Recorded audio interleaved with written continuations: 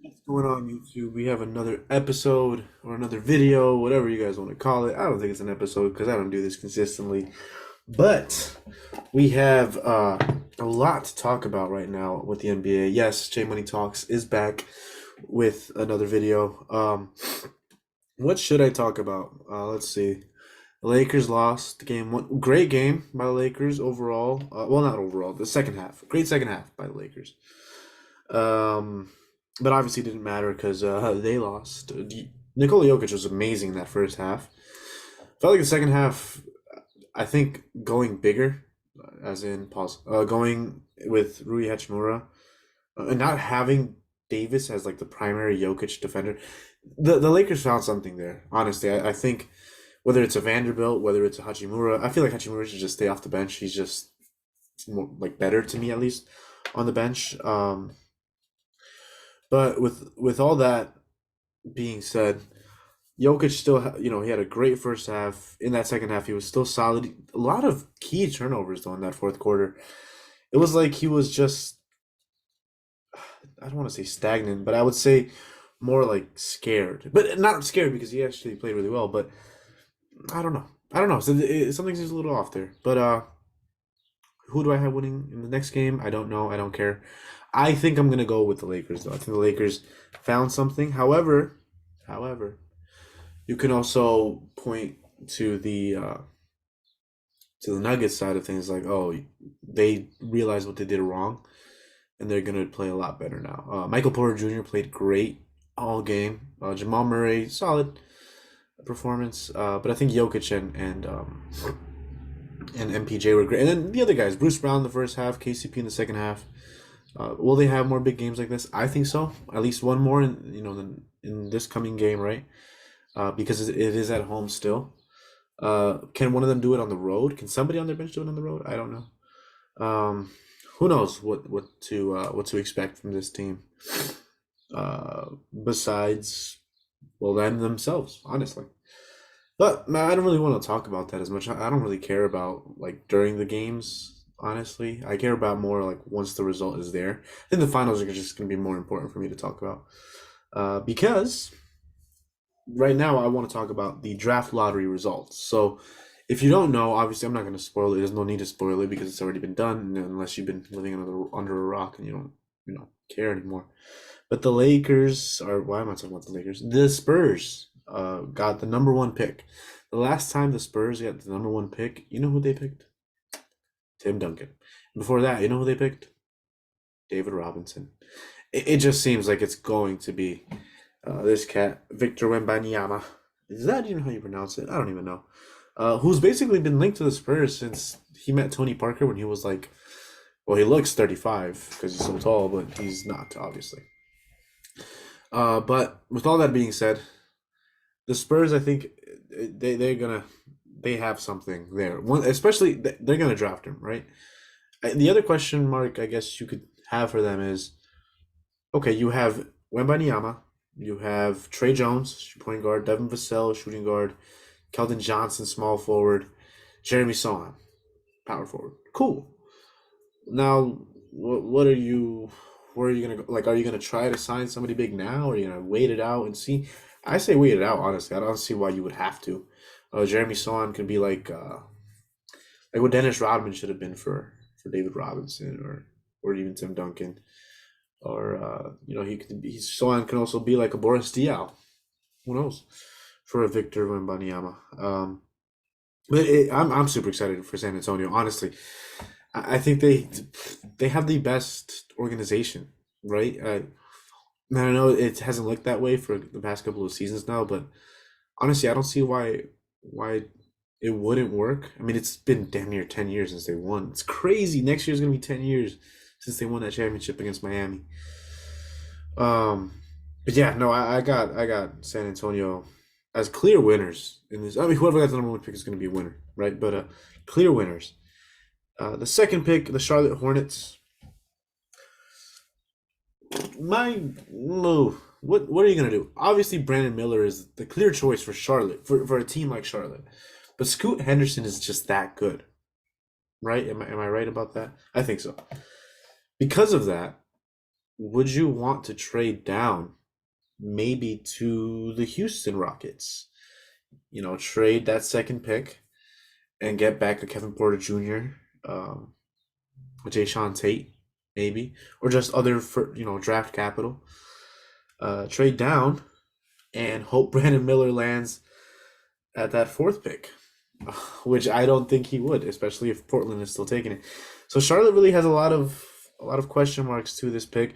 I personally think, I mean, of course, you would want to take the best player available if you're a bad team, regardless. But the Hornets weren't a bad team because they didn't have the competent players. It was just their best player was injured the entire season, right? And of course, the whole Miles Bridges thing.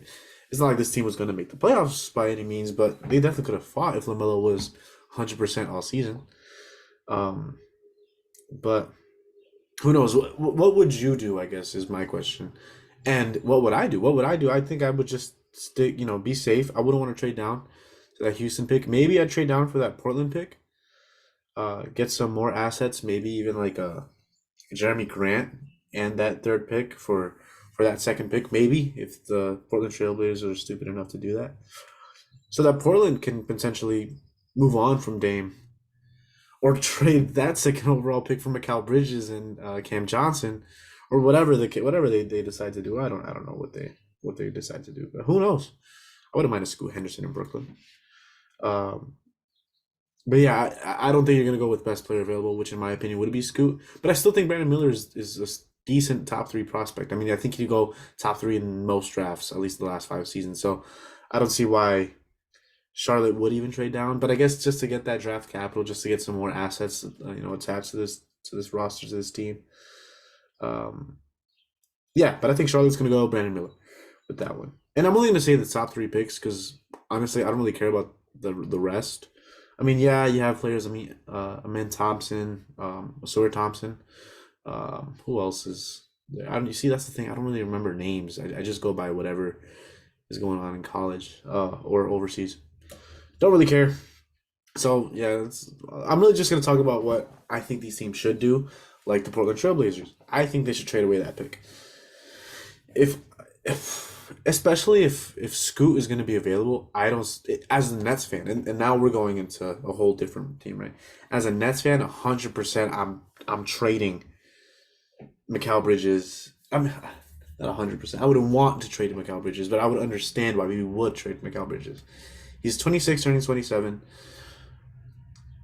As much as I would want to believe he's here for the long run, I don't think he is. Honestly, it's Brooklyn Bridges is a great nickname, but I would understand why trading him. Uh, I don't know. What's his name? Royce O'Neal and I don't even know who else. Royce O'Neal, maybe even Cam Johnson can get traded because of his contract. Dorian Finney-Smith. Those three guys for that second or third pick, whatever pick it ends up landing or it ends up being. I don't see why I wouldn't take that. If you know what I mean. As a Nets fan, of course I would hate to see Mikal go because he's going to be great in this league, and if he goes to Portland, I don't know how great he can actually be. I mean, he's not gonna demand the ball, but he was here in Brooklyn, and I don't know. I can see him being an all-star for the next 5 seasons, right? But I also don't care about the next 5 seasons if we're not building to win a championship, and I don't think we can. Now, the Portland could also go the other route and trade Damian Lillard to the Nets for anybody but Mikal Bridges and draft with that third overall pick either Brandon Miller, either Scoot Henderson, and rebuild. Finally, start rebuilding. But they've made it clear that that's not going to happen. So obviously, they're going to trade the pick. The thing is, who has the assets and the players that are willing to be traded, and also the team that is willing to trade. And who is that player? I mean, Mikal Bridges makes sense, but what are you getting from that, right? Like, okay, you trade that pick. You trade what, like a Nurkic for Mikal? I mean, here's my thing. If you're doing this trade with Brooklyn, you want a lot of the players or most of the players that they have you want defenders, Mikal, even Claxton to some extent. If I'm the Nets and I'm trading Mikal Bridges, Nicholas Claxton, Dorian Finney-Smith, and Royce O'Neal, four of my key guys, for that third overall pick and Yusuf Nurkic, you best believe I want Anthony Simons and Shaden Sharp in that deal. I'm not doing it, with anything less. And even if they don't want Claxton or they can't, whatever, no matter what the trade is, if we're trading Mikal Bridges, I want Shaden Sharp. I want this pick. If we don't get Anthony, fine. Give me more draft capital because I am not trading Mikal Bridges for anything less than that. Simple. But then against the Nets, who knows what they're going to decide. And whoever does get this pick, let's say Brooklyn does make this trade, right? They get that third pick. Charlotte goes with Brandon Miller. Building around Scoot in Brooklyn, no pressure. Honest, I mean, what pressure would you have in Brooklyn? I mean, nothing, zero, zilch. There's zero problems that you would be facing in Brooklyn. You'd be under a solid head coach in Jacques Vaughn. You'd have a decent to semi-decent roster. If you're able to keep some of the guys that you have, if not, fire sale, trade everybody, gather first round picks, build around Scoot. There's a lot of potential free agents that you can sign for like the minimum. You can sign for a 1 to 2 year deal. Yeah, remain somewhat competitive. Show this kid Scoot that we want to win with him, or even if it's Brandon Miller, same thing. Build around him, build a competent roster around them, and who knows, maybe. And if that's not the case, then well, Portland should 100% make a trade with somebody. The thing is, I don't know who it is. If I'm Ben, I'm really just trading Dame. At this point, you can draft a player like Scoot or Brandon Miller and build around them as well. Like the same issue that the Nets would have if this. That's the thing. It's just a rumor that's happening, right? It's going around. But if I'm being honest, what other players might be available better than Mikal Bridges?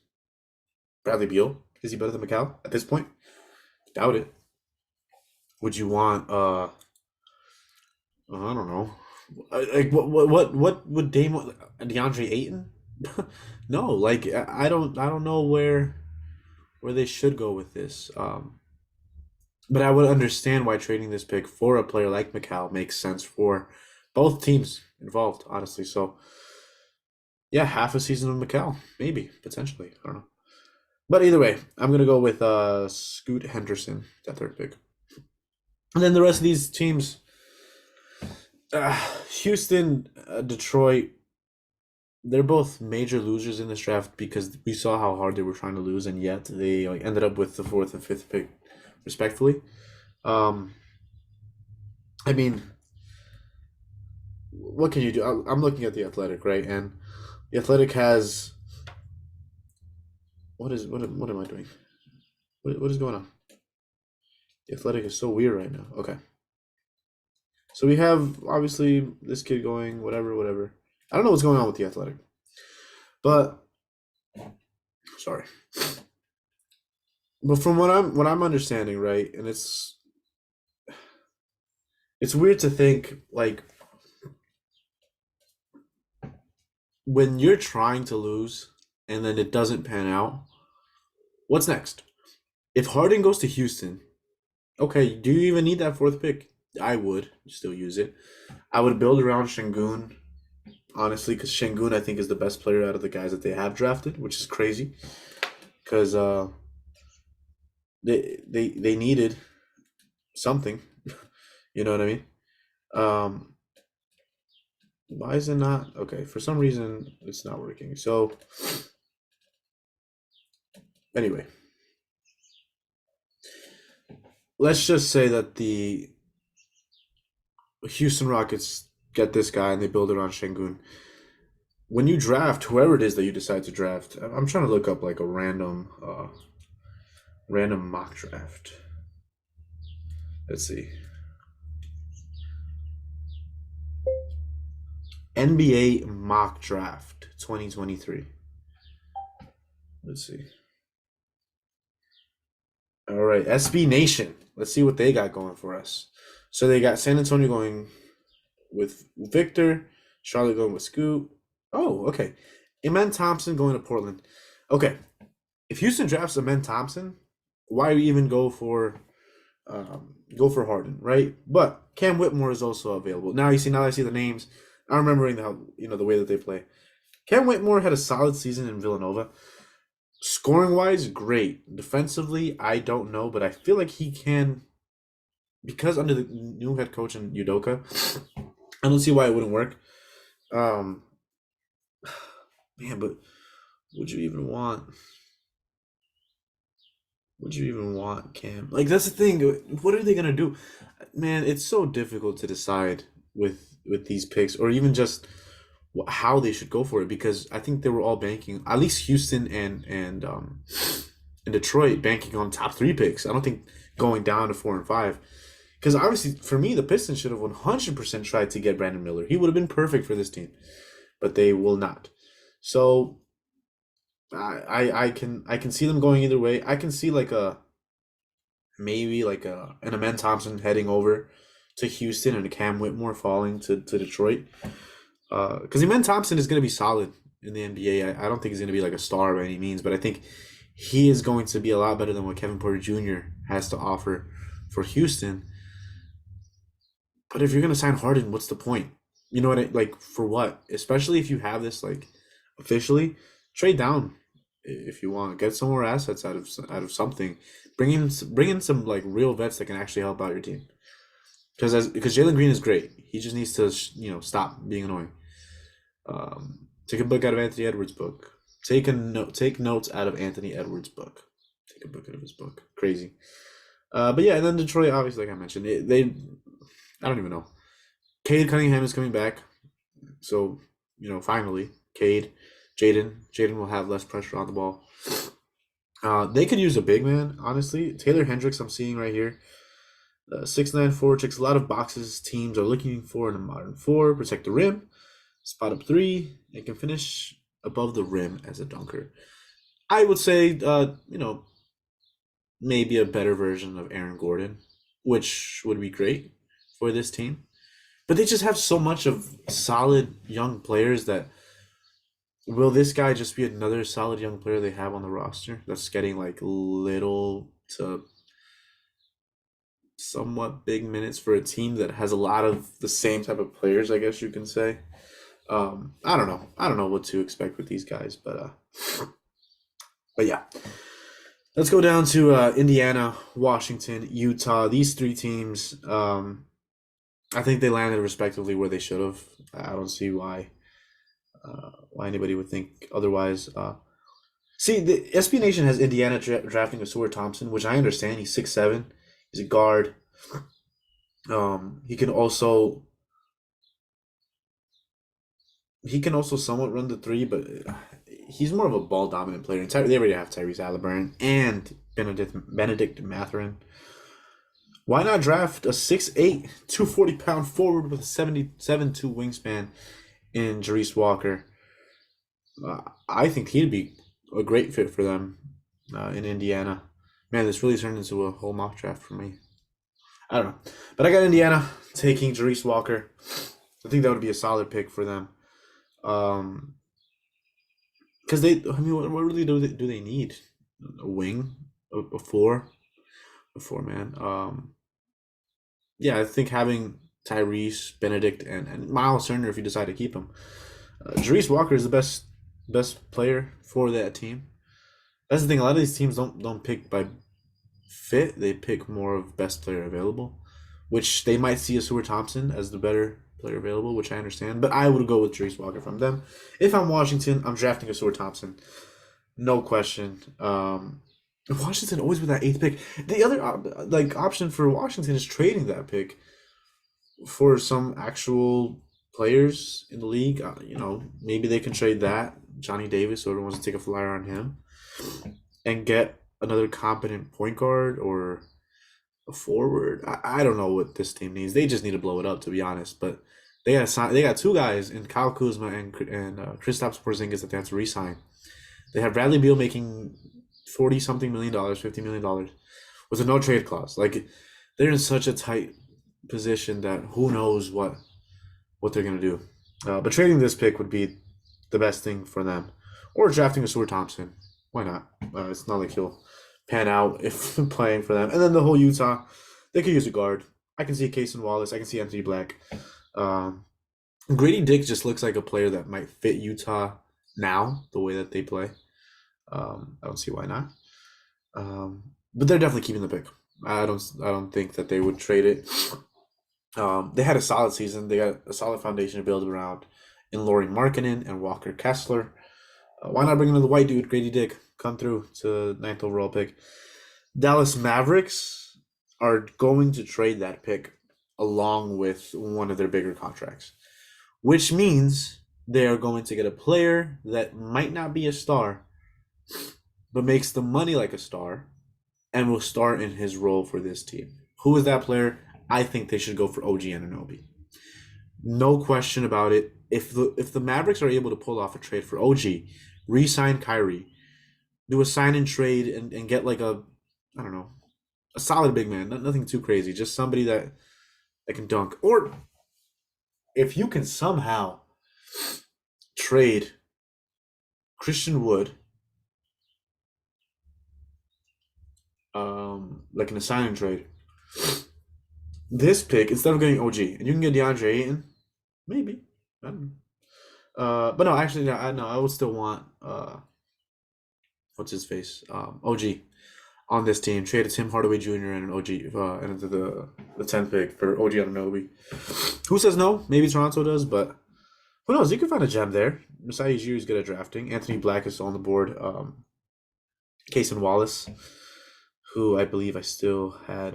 Yeah, no, I can see Toronto drafting Anthony Black with that 10th pick if the Raptors decide to trade. They would have 2 first-round picks in the lottery this season.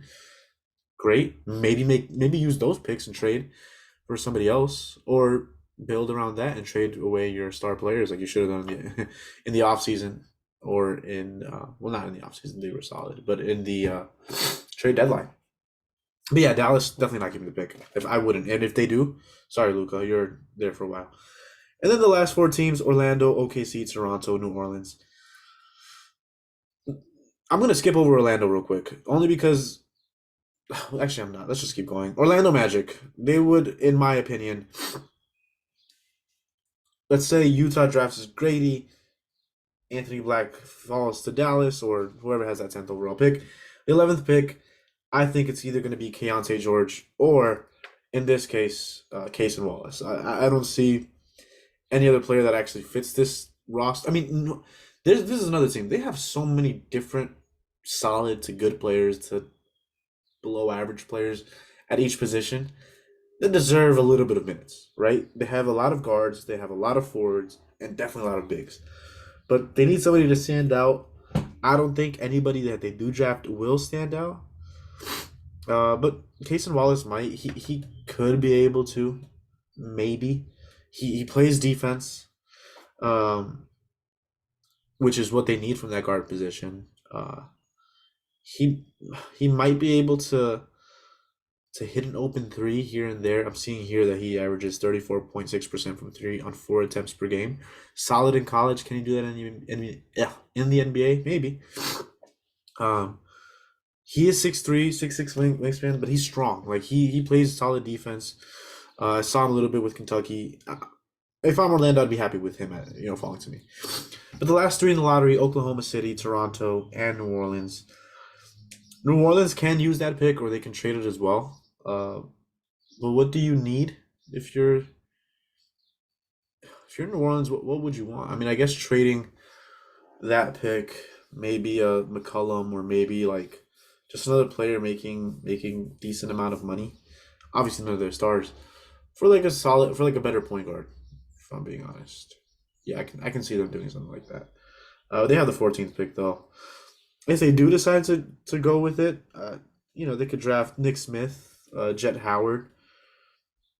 Why not? I don't really want it. They have a lot of wings. They can always just go with Bryce Sensabaugh, who was at Ohio State. I guess he's a good 3-point shooter. They could have used that. But that's the 14th pick. Let's go with the 12th and 13th. The players they have here are Keontae George, Tariq Whitehead. But the other players I mentioned, I mean, Oklahoma City, they can draft whoever, and they're going to be fine. They could draft freaking Leonard Miller, and they'll be fine. But if I'm honestly, if I'm OKC, I'm sticking with Keontae George. Why not? He hits pull up shots. He's a solid player. Or you can trade. That's another thing. You can trade this pick, uh, get some more assets, get like another first for another season, or I don't know. I don't know what Oklahoma State should do. They probably should use this, trade a couple of their young guys, and trade for a solidified star, an OG. No, he's not a solidified star, but they could use somebody better to protect the paint. Maybe trade for Miles Turner. I don't know. Maybe trade for Nick Claxton. Yeah, like if the Nets are gonna blow it up, I think Nick Claxton would. I mean, he's young; he could service our team for a long time. But I would understand trading him as well. He is better with better players around him, and he won't have that in Brooklyn for a while. So yeah, why not trade him away? Let the Nets draft Keontae George and build around Scoot and Keontae. And as for the Raptors, yeah, if they trade OG for that pick, they draft. Who did I say they were going to draft? Did I say? Did I say Keontae George? No, I might have said Anthony. No, I said Dries Walker. Yeah, I think I said Dries Walker. Well, let's say they draft Dries Walker and they trade away that pick. Trade, get a guard, Derek Whitehead, maybe I don't know, or even this kid, Nick Smith Jr. He would be solid for them.